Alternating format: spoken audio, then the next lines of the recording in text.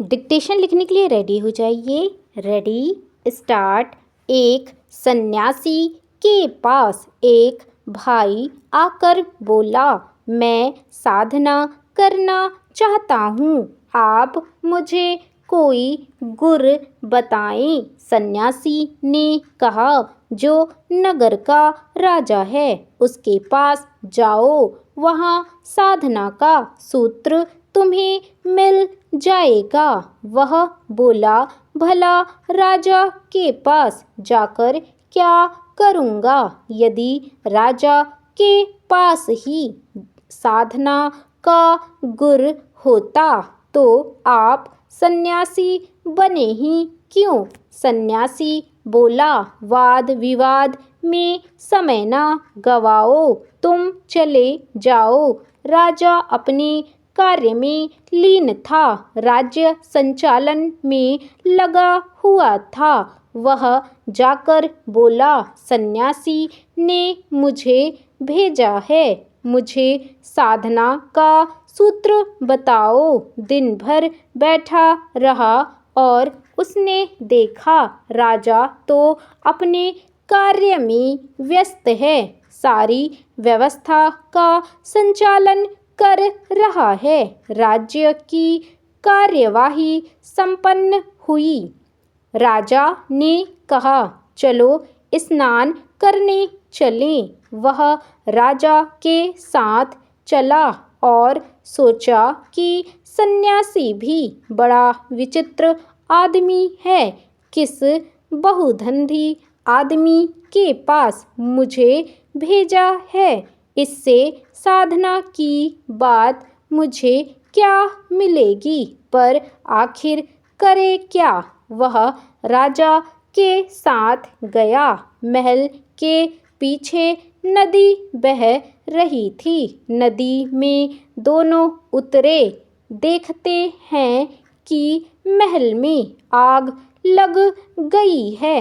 देखा, राजा तो खड़ा है। उसने कहा, महाराज, आपके महल में तो आग लग गई। राजा ने कहा, कोई बात नहीं।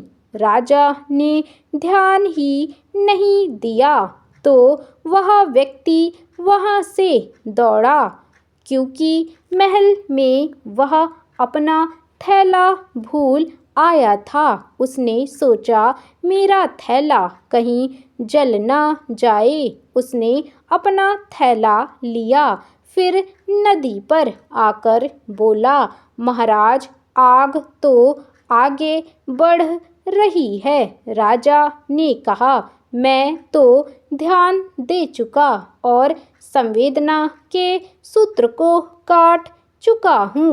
महल महल है और मैं हूँ, फिर जले तो क्या और ना जले तो क्या? उस व्यक्ति ने कान पकड़ा।